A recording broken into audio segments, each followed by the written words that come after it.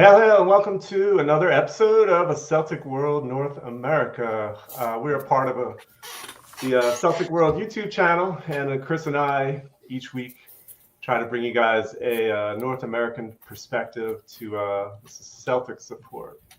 So we're in the midst of, feels like the 7th or 8th international break of the season so far. I feel like there's been so many of them, which is always a dreary time for us, but we went into the break with a impressive home win against Killie, which we can hopefully build on. Also, the break may give us time to heal up some of the long list of hamstring injuries we got. But let's introduce the panel. First, Chris from Tennessee. How we doing? Doing good. Good. Yep. Doing good. How did you watch the match on Sunday? Just here at the house, pound on the lap. Yeah, good kickoff time. Absolutely. Yeah. Coffee was still going, but when it was over with, you can crack a beer. That's perfect. Yeah.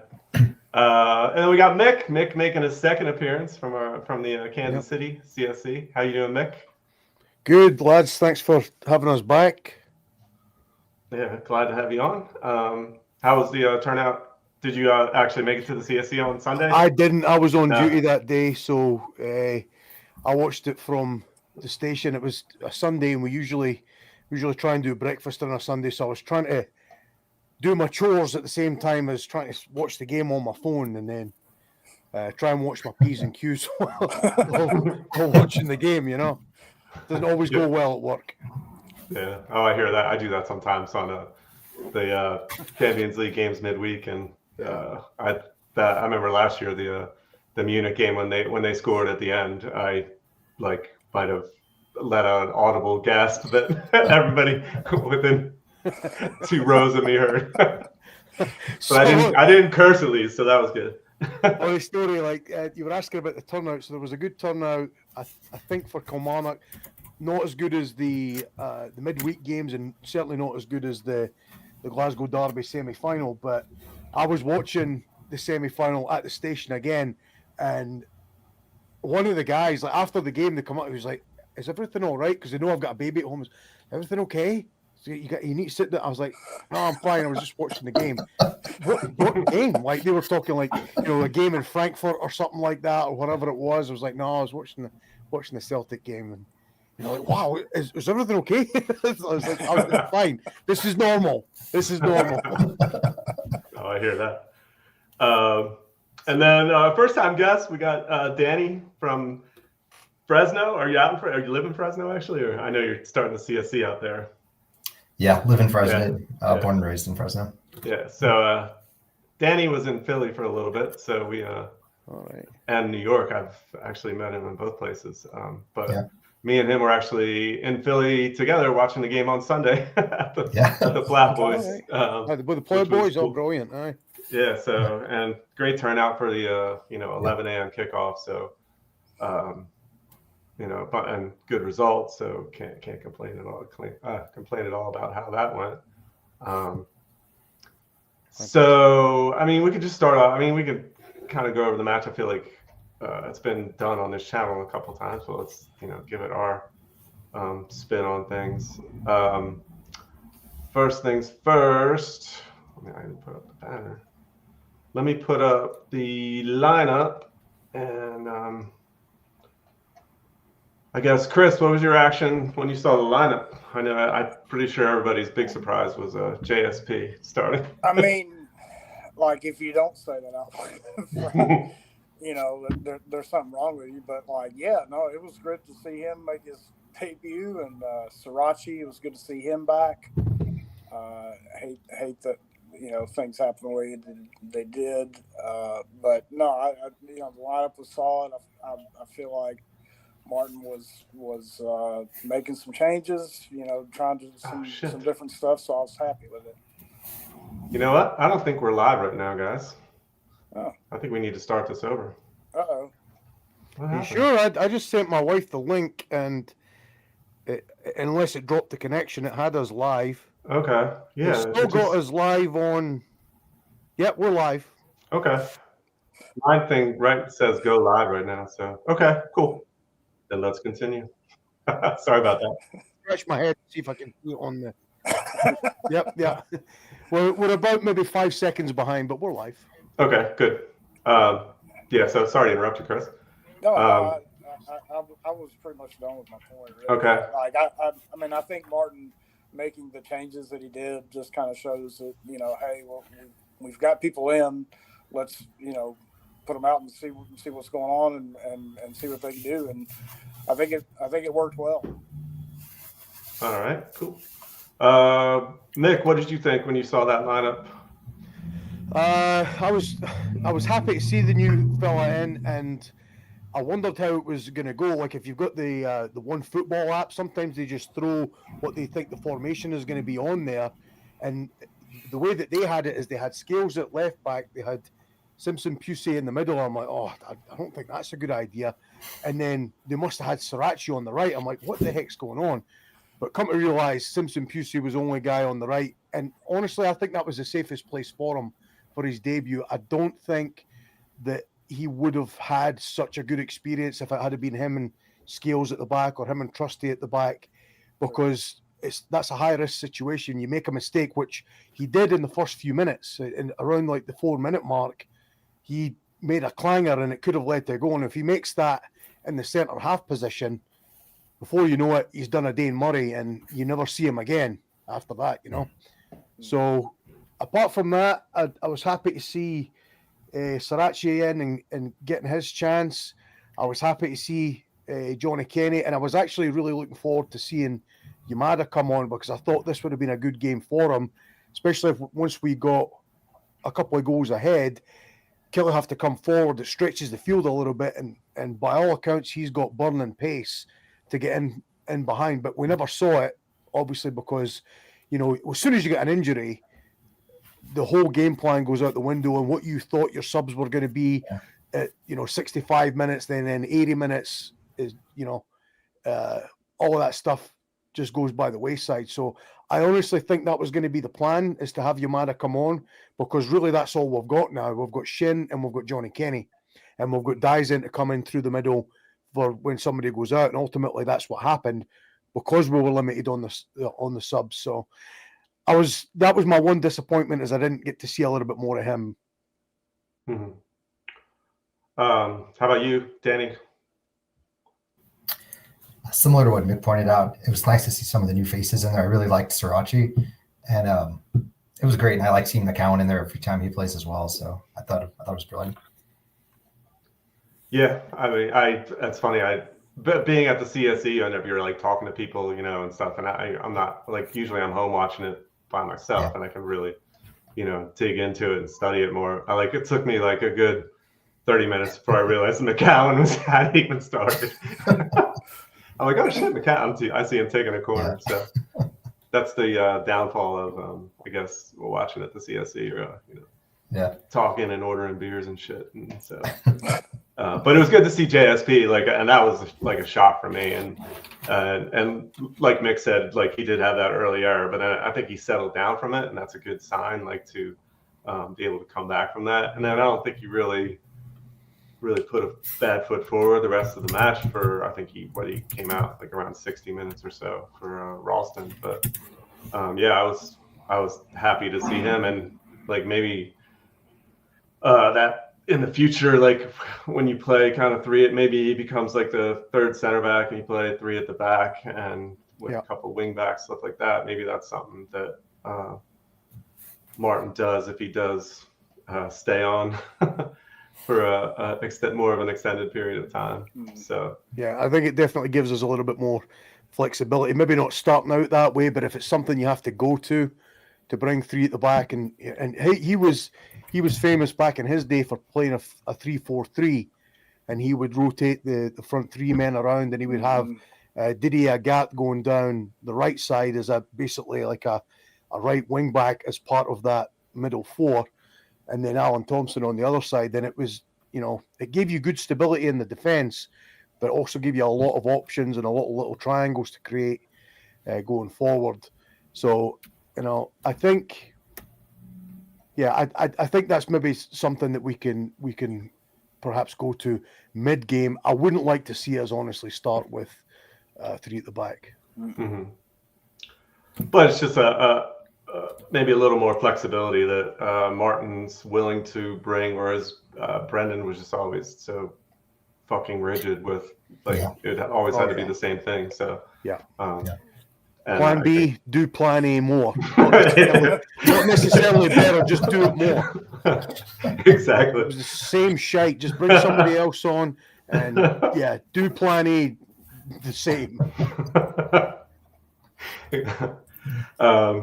So then I guess Johnny Kenny getting a start and starts off good, like has a nice little, right at the edge of the box or a little bit inside the box on his left foot, puts it right off the inside of the post,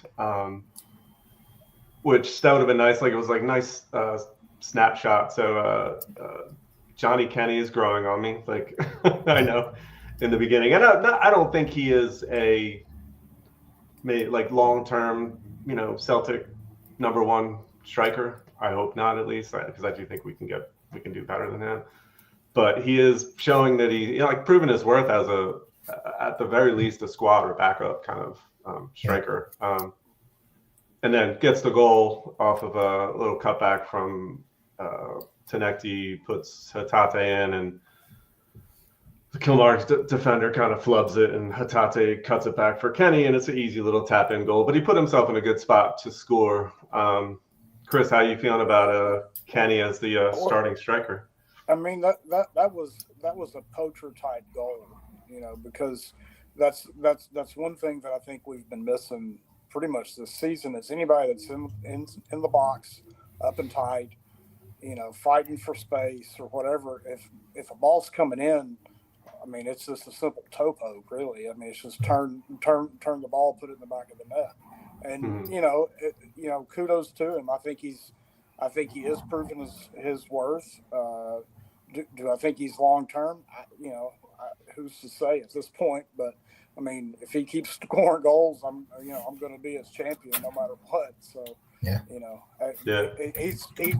he's actually been a lot of fun to watch because it's like he is kind of taking that pressure on and saying like, okay, like let me get up there and do it, and I think that's what everybody's kind of reacting to is like it's good to see that kind of drive, that kind of ambition.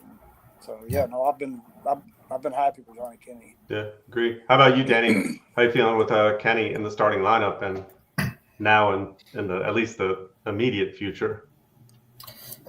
He's, like you said, he's certainly proven his worth these last few games. He seems to be on a good streak. I will always applaud effort, and like you said, he's a real poacher. His use of space, I'm always impressed by that. He's finding those little pockets in the box, waiting for crosses and taking his chances when he gets them. By no means, in my opinion, should he ever be, the clear-cut #1, but he's a great bench option. He's a great energy spark coming off. And ideally, he will continue to get better. So. Yeah, same. Mick, how about you on Kenny? Yeah, I mean, you're always going to get honest work rate from him. He's a guy that, grew up supporting the club, loves the club, and he's going to give everything for the club. That's just the sort of mentality thing, and there's a lot that comes with that. And he does have some good attributes. He is a very mobile guy. He's a big body and he's fast. As far as top end speed, he's faster in my opinion than Aramida, and he's faster than Kyogo. He's not as intricate and mobile as Kyogo. Who did move like Kyogo? Nobody moved like him. He was a revelation to us. But he does have some of Kyogo's qualities in him, and he holds the ball up better than Adamida did. So there's a lot of like hybrid qualities there. And you say like he might necessarily not be our first choice for #1, but he's still young. These guys have to get a start somewhere and somehow. And if he's had 4 goals in the last 4 games, and if he keeps giving us a goal every game or a goal every other game, I mean, you're talking almost 30 goals a season if he keeps up that rate. And he might not be a flashy name, but like I said, you're going to get good, honest work from him. And who knows, you could even end up selling him on to somewhere in the championship for, 6, 8, 10 million or something like that. That's going to get clipped and folk are going to laugh at that. But if he keeps going down the road that he's going, because he's a young, sellable asset, we just need to keep him away from the freaking hamstring Grinch that we've got crawling around the locker room. But like I said, I like his hold-up play. He's a big body. He's good in the air. Again, he's not as tall as Ida was, but he's definitely better in the air than him. So I'm happy to have him there. And it's unfortunate that Callum Osmond get injured, because I think that change was a really good switching dynamic, either to switch them out and change the style of the attack that you were doing, or put them both on there, and maybe go like a 4-2-4 and have them play off each other, have him somewhat as a target man and wee Osmond to run off of him. But, who knows, maybe Shin can come in and do that for us. He just needs, honestly, that fella has got all the raw talent, and in my opinion, he just needs some confidence. And that's probably half of our squad's trouble at the moment. Yeah, agreed. But like you said, the little hamstring issue seems to be moving through the team. Hit us around the 20th or in the 20 minutes around when Sriracha goes down. And then you're just like, what the fuck? Like, I mean, it's getting ridiculous now. And then like you're questioning like what's going on? Like, because what? So you got AJ Johnson down with one. Just 4 or 5 guys now, probably. It reminds me honestly of the COVID season, like the amount of like post-traumatic flashbacks I've had about that 2020 season it beggars belief, because we were just one of those teams that had so many people out with the COVID, and them across the city never had anything. And this time it just seems to be the hamstring bug. And I do remember we had Chris Julian out when he collided with the post. We had, I think we had Scott Brown out for a little while. We had Ayeti come in, and he ended up getting injured. And it was just we never had that stable starting 11. And that's my point, is that I see in this season that same lack of consistency in our personnel, and it's nobody's fault. It's just well, maybe it is. Maybe there's something in the sports science there that we're not missing. I mean, that's part of what happened with Rodgers' team. It wasn't just him that left. It was, John Kennedy and a lot of the backroom staff left as well. So there might be something in that, honestly. Mm-hmm. Oh, definitely. So Tierney comes on for Sriracha, and then you're worried that is Tierney going to be able to finish the match, just with the way like his injury situation goes. God, don't say it. Don't say it. I know. But so I mean, first half rolls on, and then you're kind of like, Kilmarnock gets a couple really good chances and actually hits the woodwork and on a kind of a half over the top ball that our center backs don't really handle very well. But you're not feeling like they're really causing us any problems at all. At the same time, then you still only have that one goal, and then I just throughout the first half, you're like, all right, just get that second goal, and this game is done.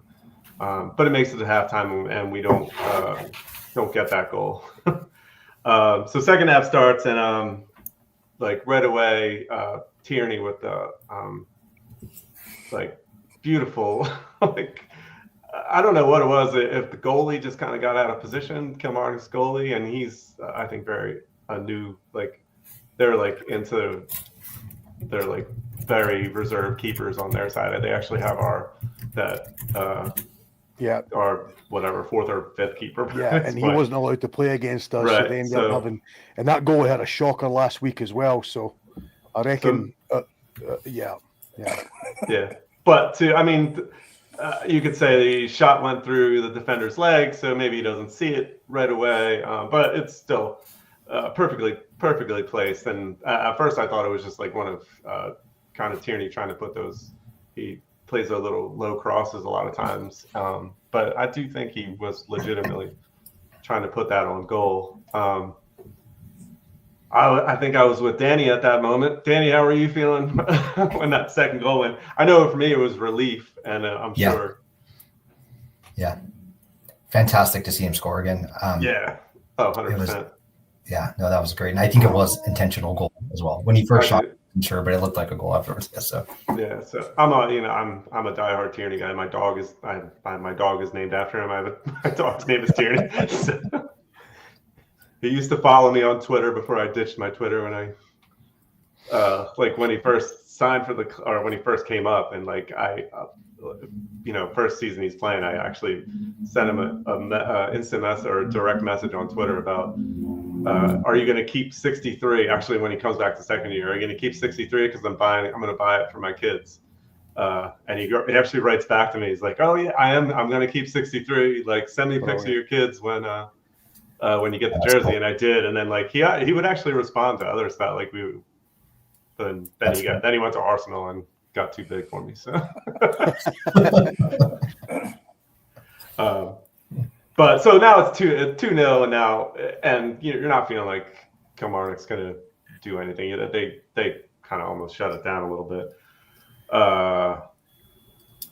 And then I guess the third goal was Dyson's goal, which was beautiful. Chris, how did you see that one? You explain it if you want. Dyson Maeda. I mean, how else are you going to say it? I mean, the guy, I don't know that you're going to find another player like Dyson Maeda. I just don't think he exists. He for me, watching him make the runs, because it's never the ones that he scores on, but it's all of the other runs that he makes throughout the match that you're like, why are you on the other side of the field? Like, and then make those runs. And I don't know. I'm just a big Dyson Maeda fan, and anytime he scores, I'm super happy about it. But I mean, the guy, when he wants to get after it, he really gets after it, and it's just he's something special to watch. So you just take him in at this point. Yeah, agreed. Mick, how do you see the ball from Engels was just inch perfect? Yeah, terrific. And Engels has got that in his locker in spades. He's capable of passes like that. He's capable of delivery like that. Yeah. And there's just sometimes when maybe the run is a little bit off, or the run goes too early and it's caught offside, or he just doesn't make the pass a split second early enough, or he doesn't clear the first man on a cross. And we often look at that. We often look at his set piece delivery and go, there he goes again, £11 million. Jesus, what we're paying for. But he does a lot of passes like the pass to Dyson, but this one's getting highlighted because it's an assist, right? But he does do a lot of that. He's got great vision. He's got fantastic range of pass. And that reminded me of the goal in Europe between Jota and Kyogo. That sort of long through, defense splitting pass. And, I'll agree with you as well about Dyson. Like, he makes those runs several times a game and doesn't get the credit for it. But then every now and then, you'll get a goal like that. Dyson Maeda, for me, like when Kyogo was there and you had Jota there and Nicholas Kuhn there and all that, Dyson was always sort of on the periphery just as the work rate, right? He wouldn't really grab the spotlight that much. And I gave I got the impression that he could be like one of those cult heroes, like, not the main guy, but a guy sort of that a certain percentage of the fan base would go, he was my guy. I've named my dog after Dyson or something like that. But here now, because almost by default, because everybody is fallen away or getting injured or, being sold, that now all of a sudden Dyson is the main guy. He's now our talisman. And, part of me was thinking when Rodgers was there that he was going to shy away from that and he just wanted out the door. But I think if he stays past January, he's got a real chance of making himself that main big guy that everybody will remember for decades. But going back to Engels, I think that he's developed a lot and he's been almost thrust into the limelight. And I do think that deeper role for him is a little bit better. Yeah. And I honestly, if Callum McGregor's ready to move on, he could probably slide slowly into that deeper role, which is where he played for Wolfsburg. So I'd be impressed. I'd be interested to see how how he develops over this next half of the season. Yeah, no, I agree 100%. And I think you're going to see a lot more of him. Like Engels, like starting off the season, he was coming off the bench pretty much exclusively, and I tend to think he's going to get a lot more of the starters minutes going forward. But I mean, he came on like 75th minute or so this week and gets a goal and an assist. I mean, on a penalty, but and that may have just been, having to rest or whatever, just to want to get McCowan some minutes, something like that. I do think Engels is going to be in the starting lineup, or Hatate hasn't been starting recently. So I think it's going to be Engels, McGregor, and then probably a mix of Hatate and Nygren kind of going forward, but at least for the next coming weeks. I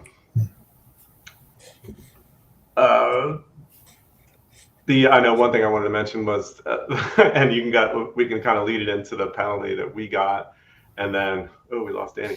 Oh, there we go. The yellow card on Dyson from James Brown, just an absolute dive.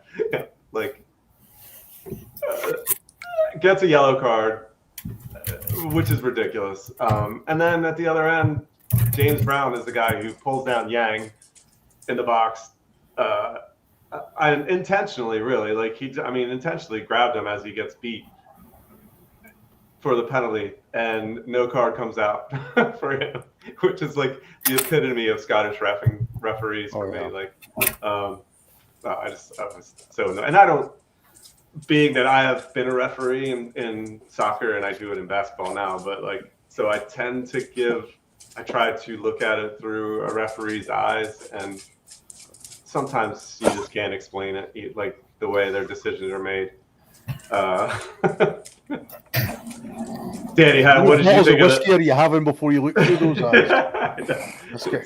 Jeez, because they've got some skewed perception of what reality is. There was a good reaction in the plow to that yellow on Tyson.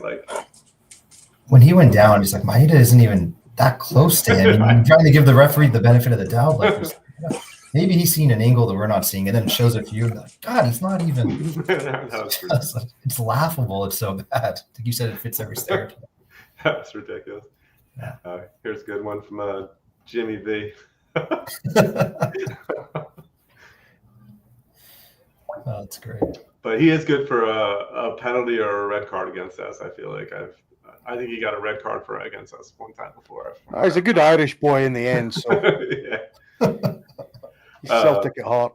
Yeah. So Engels gets the penalty, puts it away, and nice penalty. And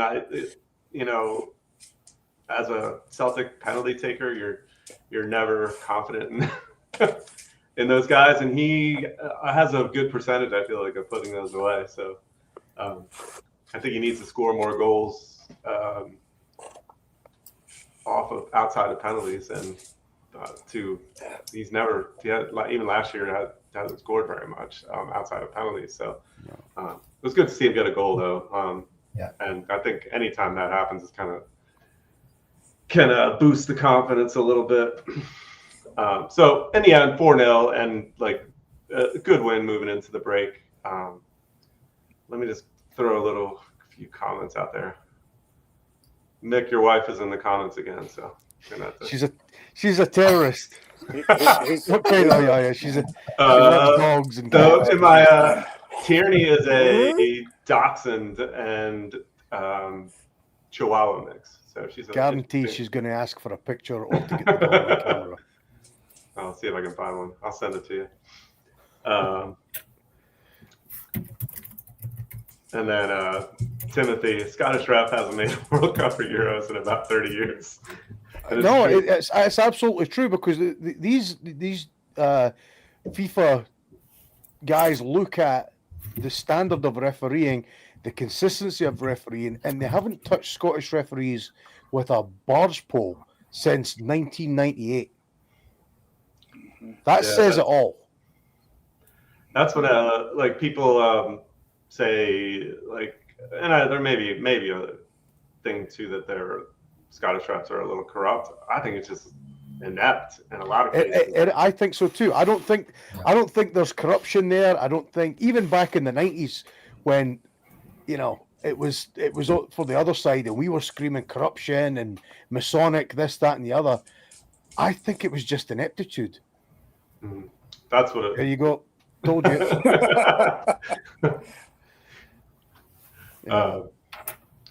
So before we move on, let me play our little subscribe clip. Find it. Hey mate, you are watching the least boring Celtic YouTube chat show in the world. And it is totally free. Jeez, that's gotta be worth a subscribe, eh? There you go. But yeah, why is he Australian? I forgot to ask that. Why is he Australian? They make a clip like in every accent you can imagine every week for us. So. A lot of the guys on the main show on the channel, not that it's the main show, but they're from Australia and Malaysia. Oh yeah. They're from all over the place. So I've got nothing against Australia. I spent a year in Australia, and I've still got a lot of mates down there as well. And that was bizarre to me. I actually didn't know that. I didn't know that some of the main guys were from Australia. Yeah.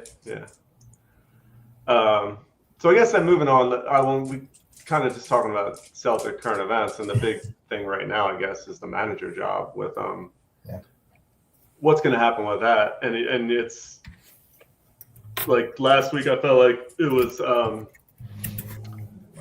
is Martin O'Neill going to make it through the international break even? And then now it seems like maybe he will be staying on for a little bit.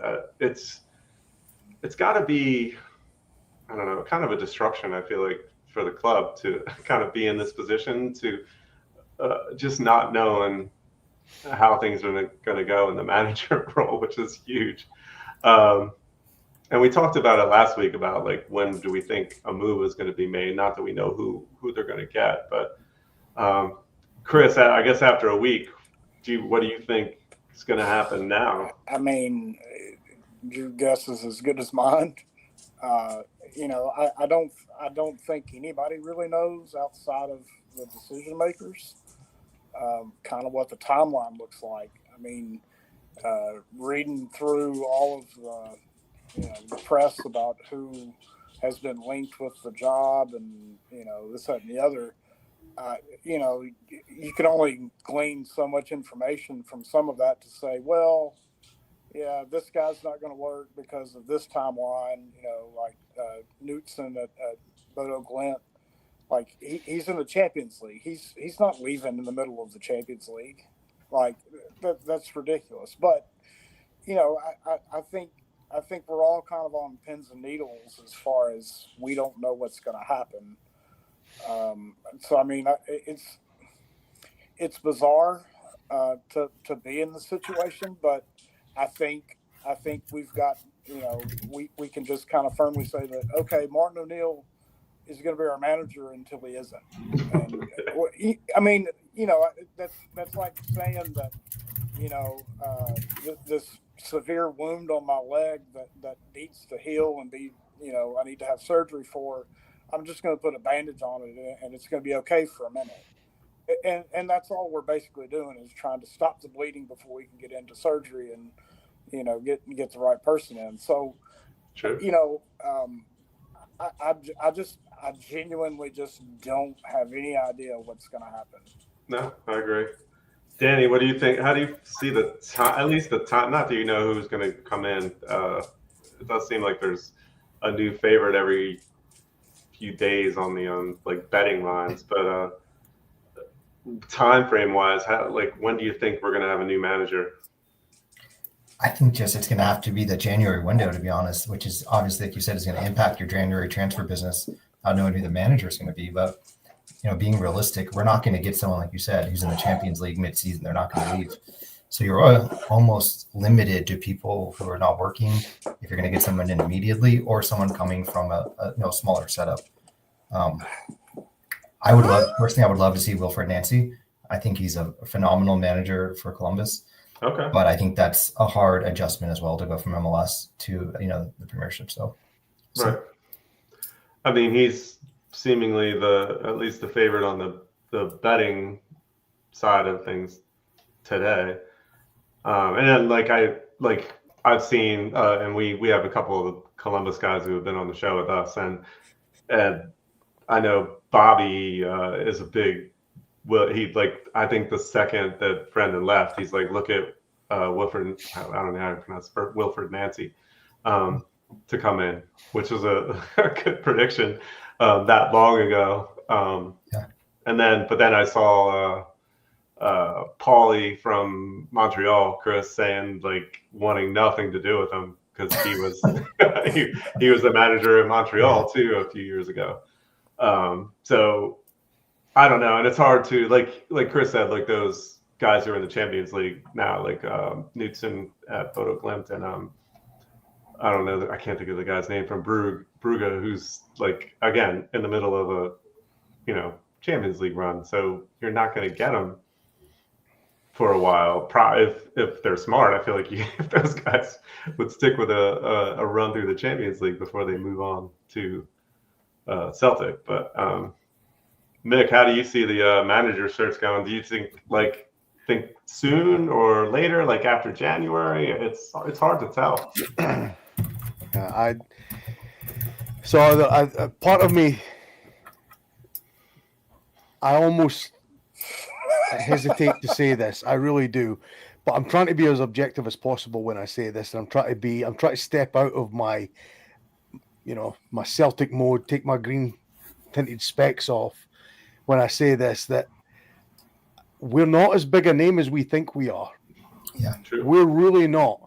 And if you think that Knutson is going to leave Bodo Glimt before the end of a Champions League campaign, which they may well still get into the top 24 and get into a knockout tie, and then you're talking somewhere in February. That's point number one. Point number two about Knutson is that anytime a manager loses his job, whether it's in between Celtic, Rangers, anywhere in the Premier League, anywhere in the Championship, Kjell Knutson's name gets brought up. And there's been reports from Norway that the man is just not interested in leaving Norway. And if he can get offers from Manchester United and Chelsea and Brentford and Wolves and all these teams with far bigger budgets and far bigger potential than what we're showing right now, he's not coming to Celtic. Mm-hmm. He's just not coming to Celtic. So that's a name that I'll sit here and eat this hat if he ends up coming in, if I'm wrong. But that's just how I see it. So if I was an outsider, because Rangers were talking about him.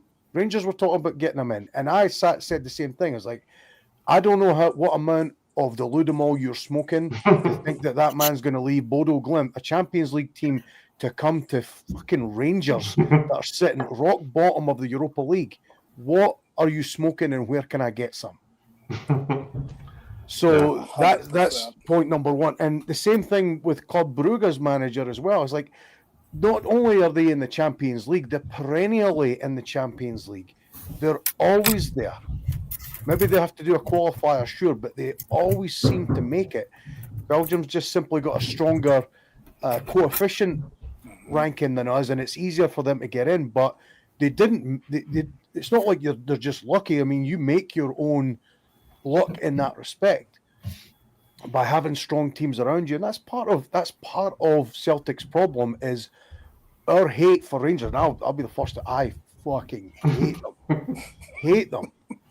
Like there's been times to where I've got more joy about seeing them lose than seeing Celtic win. I say that without any hesitation. I hate them, but that's part of our problem. Is our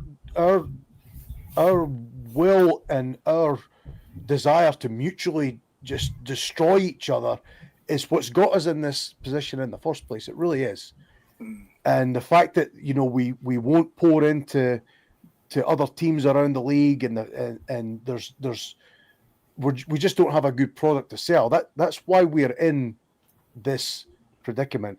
So all that to say is we're not as an attractive job as everybody thinks that we are. I mean, Martin O'Neill, oh, absolutely. Dermot Desmond called me, and without a moment's hesitation, that's because he's been there. He grew up a Celtic supporter. He's an Irishman. He's been our manager before. It's just box check, box check, box check. Of course, he's going to come in. The other thing about that is how long is he going to be there? As long as he wants. I mean, he could turn around to Dermot Desmond and go, I'll take this to the end of the season, no problem. But he might be the first one to turn around and tell you, this is a young man's game. And not to be ageist or anything like that, not to say a 73-year-old can't be a football manager, but that job, any management job, but particularly that job in Glasgow, takes a lot out of you. Yeah. And I just don't think that would be the best decision for that man. Now, I know that Sean Maloney, etc., would take most of the coaching, but I don't think that that's a route that we want to go down long term. Yeah. So I don't think that we're going to get somebody in tomorrow. I really don't think that we're going to see anybody other than Martin O'Neill in there after the international break goes away. And I think if there is to be somebody come in, I think it is Nancy when the MLS season is over. And a lot of people don't like that appointment, but that's probably the most realistic appointment that we can hope for. It's no different than Ange. I mean, ask some of those guys in Australia about what they thought of Ange. Oh, he's a winner, but he did this with the national team, and he failed here and he failed there. But then you'll get other guys who are fans of him to say, well, he's won in Australia, he's won in Japan, he's won everywhere he went, and then he comes to Scotland, does a great job. Who's to say that Wilfred Nancy isn't going to do the same thing? Right. It's an outside the box appointment, and what we've done is more of the same. We hired Lennon, and then we went through the Dialer thing, and then went through Rogers. Rogers left. We brought Lennon back in. He got offered the job in the Showers, and sure, he continued on and won that season. But the next season, you could slowly but surely see the wheels coming off. And this Rogers team, with a little bit of a better team talk in the beginning, can be encouraged to play well, but it has a ceiling. It has a fairly low glass ceiling, in my opinion. And if we keep Martin O'Neill in there, or God forbid, go back to Neil Lennon, I think we're just asking for, stop the 10 all over again. Mm. Oh, go back to Neil Lennon. I ain't even thinking of that. No, I know. I hate to breathe. But who knows? Like that could be a thought for them. You never know. No. That's I love that. Did you see that Paddy Power video they put out right after Brendan got fired? And it's pretend what about Brendan Rodgers? He just left. Honestly. And Neil Lennon, he's still in the system. That's a benefit. Yeah. But yeah, I know and you never know how they do seem like they're just get stuck in. It has to have some connection to the club, kind of, and a previous manager or whatever. And I don't know enough about, and it's my I guess problem with I tend to just watch Celtic and Scottish football, so I don't really know. I have very little knowledge of. I don't watch MLS at all, so I don't know anything about Wilfred Nancy. So I don't know. Danny, do you watch? Are you an MLS guy? I am. I grew up on MLS. Used to go to Galaxy games as a kid. I think very highly of Wilfred Nancy as a manager, and I think I know obviously the Impact supporters up there, Montreal supporters, don't want to hear it, but look at where that team was before he took over, and look where they are now that he's gone with the same group of players. Yep. He makes players better, and he's so flexible in his systems. He's in a 3-4-3 some weeks. He's in a 4-4-2. His preferred formation does seem to be the 3-4-3, but sometimes he plays 5 in the middle. He's so flexible, and he gets the most out of his players. I mean, we have a local, I use this as a comparison, we have a local Fresno guy playing for Columbus, Max Arfston. He was a forward in college. He was a forward in the lower tiers. And Wilfred Nancy turned him into a right wing back, and now he's on the national team. He makes players better. And I think that's a lot to say for that. He reminds me a lot of Ange. I know Mickey made that comparison where it's kind of an outside the box hire, but I would love to see what he could do. I would really love to see it. Well, he's definitely the favorite right now to get the job. So I don't know. We'll see what happens. So I don't know. We'll see. I know the international break is it's boring for me. Like, I don't watch any of the international games, so I just kind of end up sitting back and hoping that no Celtic players get hurt and everybody comes back healthy. That's my goal for every international break. Amen to that. But I guess with this added thing with, what's going on with the Celtic manager situation, I think every day there's going to be well, there is a little more news. There is some reason to be keeping an eye on it as well, because another name that's been floated about is Craig Bellamy, and he's basically committed himself to Wales for the duration of the World Cup qualifying campaign. So if Craig Bellamy was somebody that you liked and wanted to come in, then you'd be watching Wales and hoping that they nosedive out of the tournament, which they might well do anyway. They're one of those teams that you just never know how they're going to do. Craig Bellamy was a player for us a number of years ago. I think he came on loan from Newcastle or something like that, and he did fairly well. He was a fast, dynamic player. He was a bit of a hothead back in his day, but by all accounts, as a manager, he seems to be a little bit more level-headed, and he's got a good tactical brain on him by all accounts. So that might be an outside shout as well. I know he has publicly, committed himself to Wales and said he wouldn't be interested in any other job until, he takes care of business with Wales. But who knows how this lead up to the World Cup's going to go. But I'd be watching that with maybe one eye on the Celtic job to see what sort of opens up there, as well as the tournaments in America. Kansas City's got a couple of games, and if Scotland were to make it for the first time since 1998, I would be absolutely over the moon. So unlike you guys, normally I'm just praying that Celtic players don't get injured, but I will be sort of like hiding behind the couch watching the Greece and the Denmark games a little bit, just hoping against hope that we make it. So yeah. All right, so I guess let's move on to Danny's vision for the return of the Garage Boys. So, do you want to? I'll just let you. Do you want to explain, Danny, how this all came about? Yeah, absolutely. There was a gentleman named Bill Charters, transplanted from Gibbs Hill, Greenock over to Fresno, California in the 90s, and was just a Mantles, Celtic supporter. And we don't have any Scottish or Irish like populations here. We really don't in this part of the state. So he was sort of on an island, to put it lightly, and just wanted to keep supporting Celtics. So he started opening his garage every morning at his house. He had a 3-car garage. He converted one of the car garages to a Celtic bar, and I would open it every morning at just word of mouth, no matter the time. If it's a Saturday or Sunday, garage will be open. Pop in, watch the game with me. And he converted some people locally to Celtic supporters as a result of that. And he found a couple other expats. One of them is in our new group now, named Paul. And he sort of organically cultivated the supporter club, which is probably the first in this region in Central California out of any team. We have 1 million now for like Premier League and all this other stuff. But at the time, I think that was probably the only supporter club in the area. Third oldest in the state. He started doing that in 1999. Unfortunately, Billy passed several years back, maybe 10, 14 years ago at this point. Actually, 14, 17 years ago at this point. I was living in Philadelphia at the time. I knew of the name. I'd been to a game or two when I was in high school with my dad.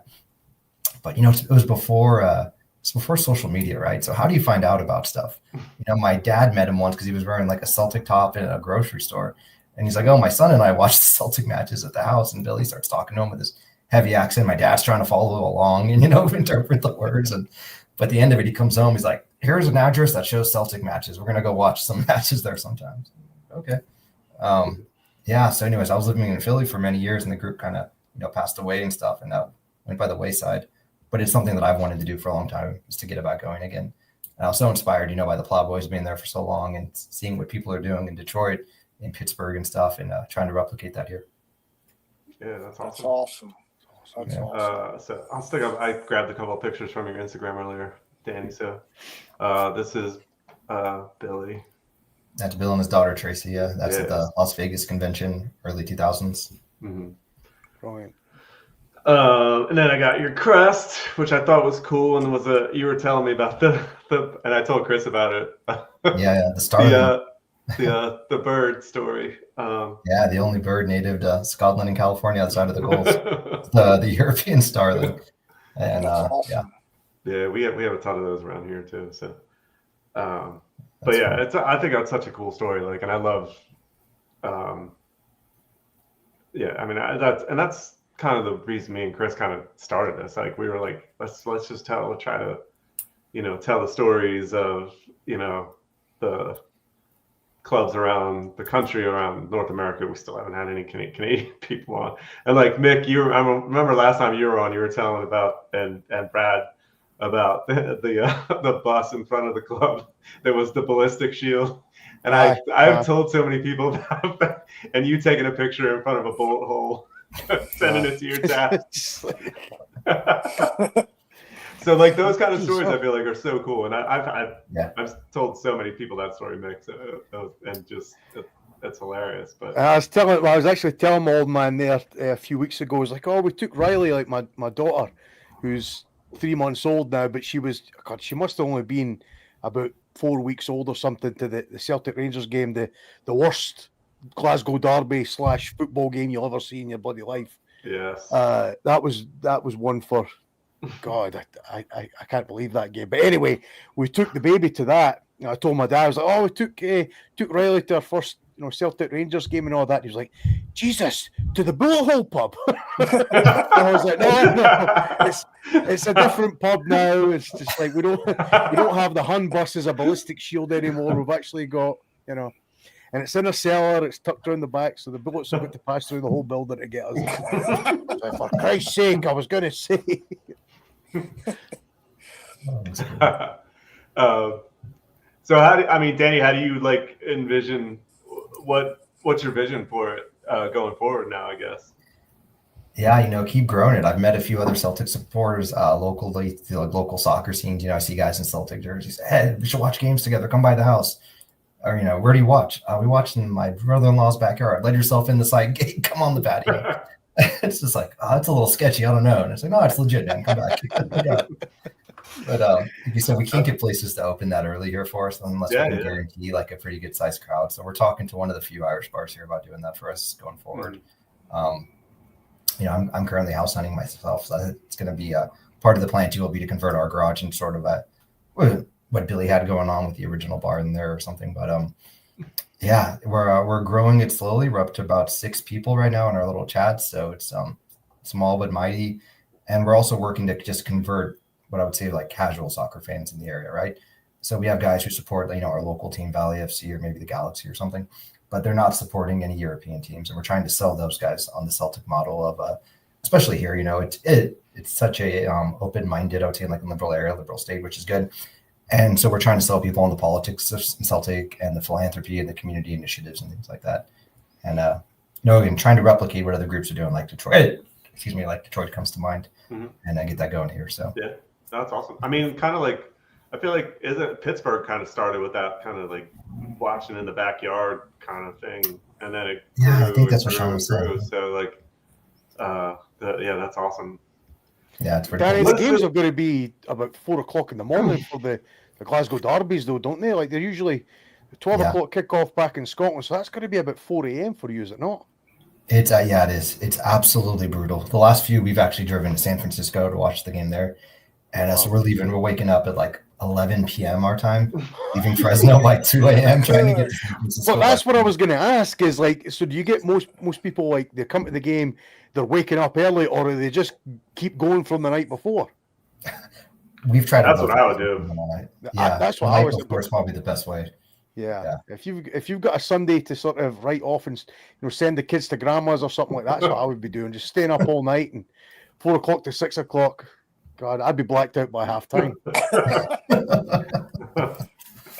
I've done that for again. I went to the Fenian Boys one time. I remember the when Edward scored with Ted Man at Ibrox for that game. I think it was an 8 a.m. kickoff, 8 a.m. kickoff, and I was hanging out with Robert Parker.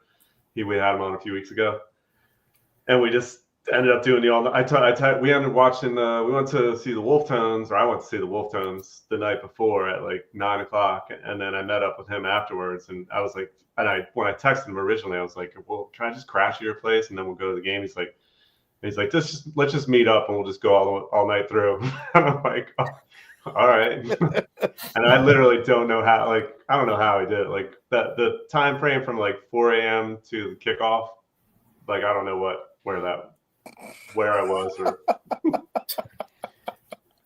but that's tough for those West Coast. I know, like, you'll see a lot of those guys. Like, I think Portland a lot of times will do a kind of watch it on delay and stuff like that, like and not watch it live. It's kind of a mini cone of silence, like me and Chris do sometimes. Yeah, I mean, it's a challenge. It's difficult sometimes just to watch because of your work schedule or whatever it is. So when you do have to do delay, like I know what, like, it's 6 a.m. kickoffs for me. There's you're not going to catch me like trying to drive an hour and a half to go to watch a match. Like, I'm just going to watch it later. So kudos for anybody that gets up at 3:30 or the night before or whatever, because that's something. I couldn't do that. I value my sleep too much. Yeah, because you and Mick are an hour behind. So that's right. That's right. Like 7 a.m. kickoff sounds crazy, but 6 a.m. That's rough. Not as crazy as 4 a.m. Yeah, 4 a.m. 4 a.m. is a whole nother thing. Like, yeah, we'll need to see if we can get the Honolulu Celtic Supporters Club on. He's on next week. We're getting him on next week. 2 o'clock in the morning kickoffs. I actually think 2 o'clock in the morning or 1 o'clock in the morning would be better than 4. Oh, yeah, for sure. Yeah. No, yeah.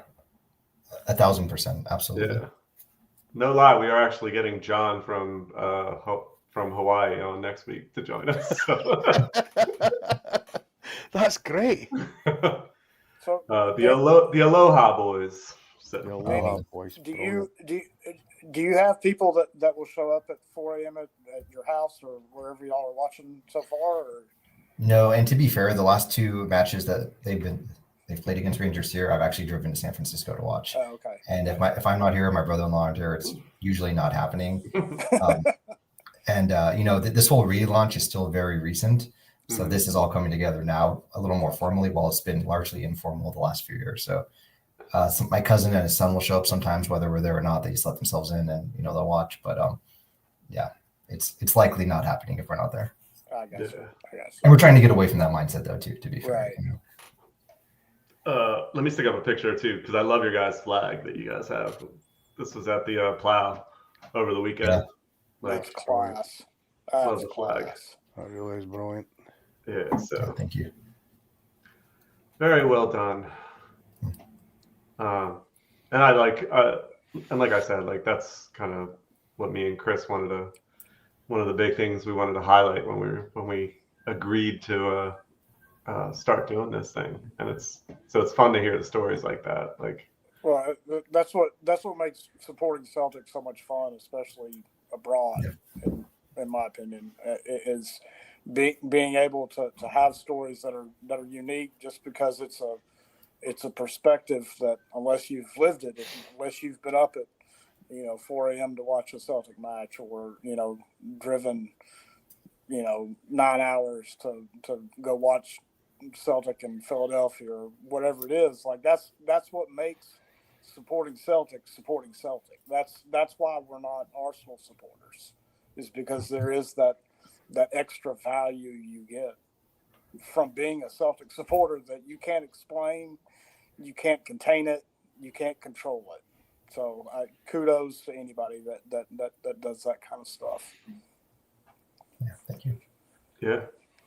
So we wish you the best, and I hope it, grows and grows and grows. Absolutely. And I'm sure it will, because I think you're, have the desire to kind of emulate what was happening before, which I think is awesome. Yeah, that's a great story. That's a great story. I guess next thing, who's going to the Philly in February? Mick, you coming out to Philly? Well, it will depend on how the baby's doing and all that. I think we've got a couple of trips planned. We've got a trip to Scotland planned at the end of December, so the baby can meet the family and all that. And then my wife's been cleared to go back to traveling for conferences. She usually does a lot of traveling, so hopefully there's a conference in Philly that we could sort of double dip a little. So, but we'd absolutely love that. Yeah, Alyssa's in. So. Right, there we go. That's it. We're going then. See you there. But yeah, that's all. I mean, and that's another thing. We talked about a lot of guys at the plow over the weekend. Like that, me and Chris met there for the first time. Like, was it probably 2014, 11 years ago? Yeah. And I feel like that's where all that shit just grows. Like you just get so many connections, and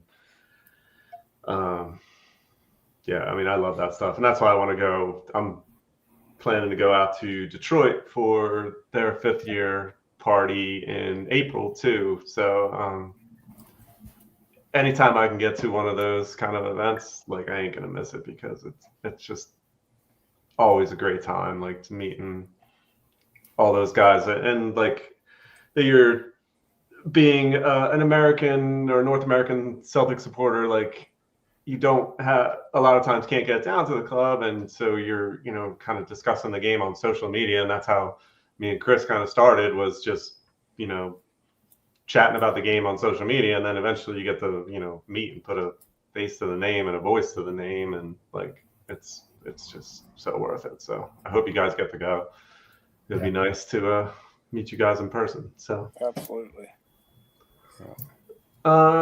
Chris, was there anything else we wanted to go over? No. No. All right. No. I mean, like, God, we could. I mean, we can rehash everything. Yeah. I mean, Yeah. this can be but I think we hit most of the points. Yeah. Yeah, so next week we're gonna have, like I said, we're gonna have John from Hawaii on, and we met him. He's the guy who comes to those Phillies. He was in Pittsburgh last year for the Philly. You'll always see him coming over. He has a kid on the who went to college in DC, so he's coming out to visit his kid a lot of times, and we'll make a trip to Philly. So I met him a bunch of times, and big craft beer guy, so we have that in common too. So we'll hit the breweries when he comes into town. So looking forward to chatting with him next week. And I guess we'll wrap it up. Just between now and February, like each time you guys are doing the show, is just maybe you can put up a wee graphic about the details, what the dates are and location and stuff like that, just so the viewers can maybe have it on the radar and plan ahead. Right. That's good stuff. Yeah, but thanks for coming on, guys. It was good having you on. And not, like Danny, I'm glad.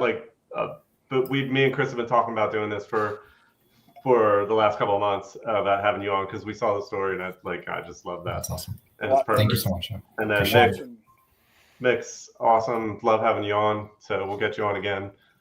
And I don't even know how to go off to shut this off, because remember at the beginning, like it still doesn't look like I'm live here, so I'm just gonna try. Just pull the plug out the wall. Yeah, I know. So let me see what happens here. I'm gonna go live. Oh.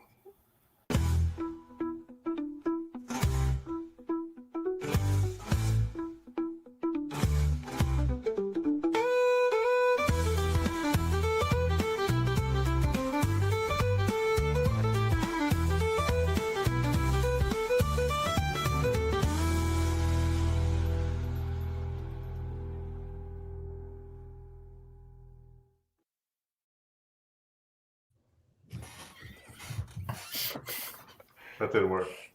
All right, now we're gonna play the outro.